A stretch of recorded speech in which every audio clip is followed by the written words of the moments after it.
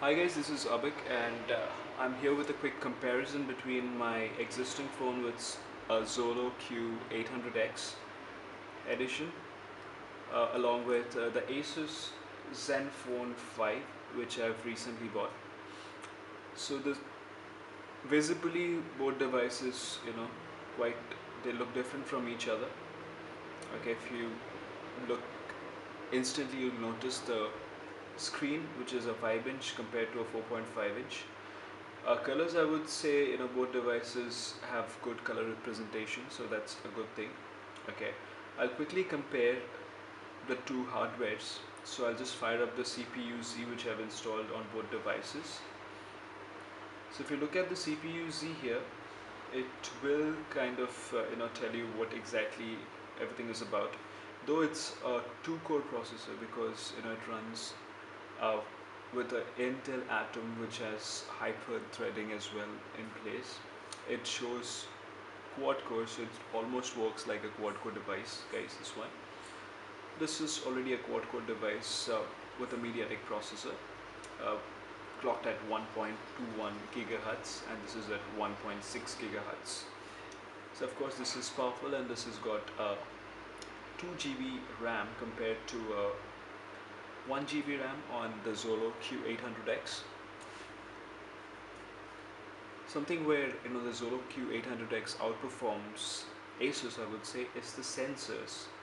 So if you look at the sensors, you see a huge list of sensors here. If you compare it to just 1, 2, 3, 4 sensors, which is proximity, the virtual orientation sensor, AKM orientation sensor, and magnetic field sensor, accelerometer. Here you have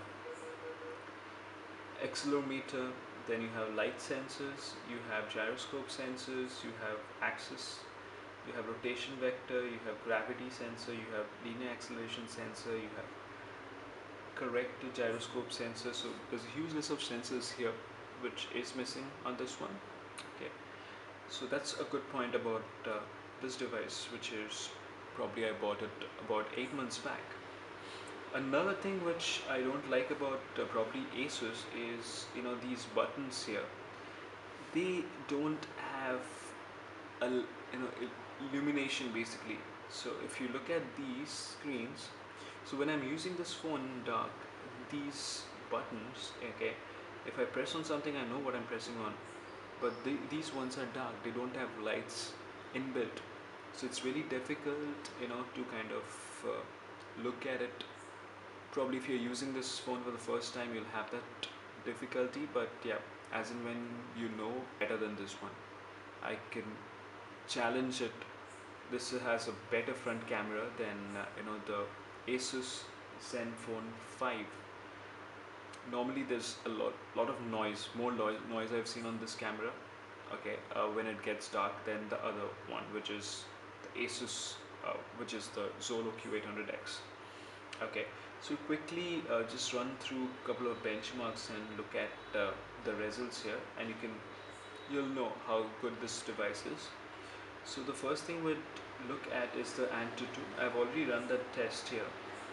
So let me quickly fire it up once again and check.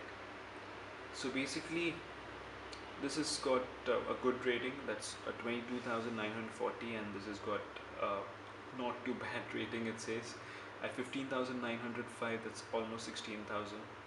There will be a difference, of course, because of the RAM as well as the internal memory that this has got. Plus, uh, it's clocked at 1.6 compared to 1.2. But having said that, this is not disappointing at all.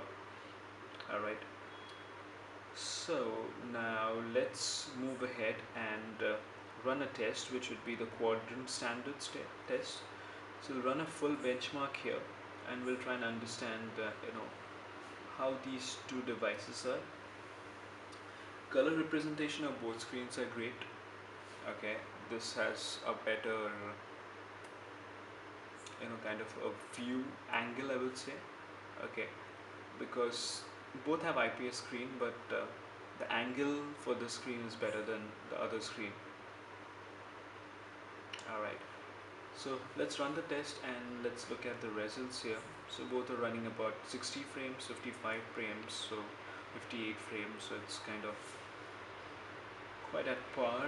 However, I'm sure probably this one would again win because this is way too less powerful. It's a less powerful device than this one, for sure.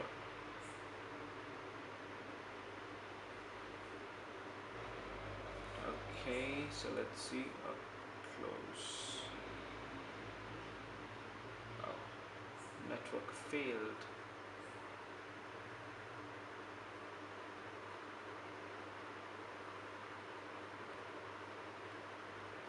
Let me try and check this out.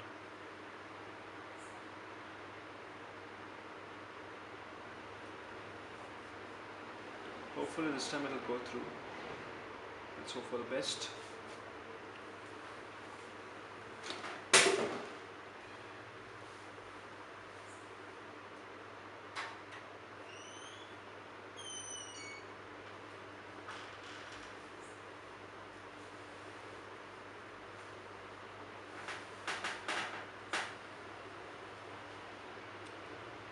It's almost done.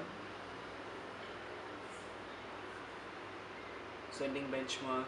Yeah, this is scored about 9054. Now let's just wait for our other device to give us a score so that we are on the same page. Hopefully this should score around 4 to 5,000. That's what I'm expecting it to score. Yep, it is scored 4,758. That's not too bad. So this is about 5,000. This is 9,000. So there is a difference, guys. So you can decide and you can go for either of these two mobile phones. This is a good phone. I reviewed this phone earlier. I've been using it. So this is a great device to buy. Having said that, the Asus, for the price it offers, 10,000, I would say it's a very good device. Okay. The touch, I love the touch for this device. It's better than, I would say, this is though smooth. However, I feel this one, the touch is better. It has a Gorilla Glass 3 5-inch display. Both are IPS LCDs or LEDs. Now the choice is up to you. This has got better features. This has got this is more of a compact device.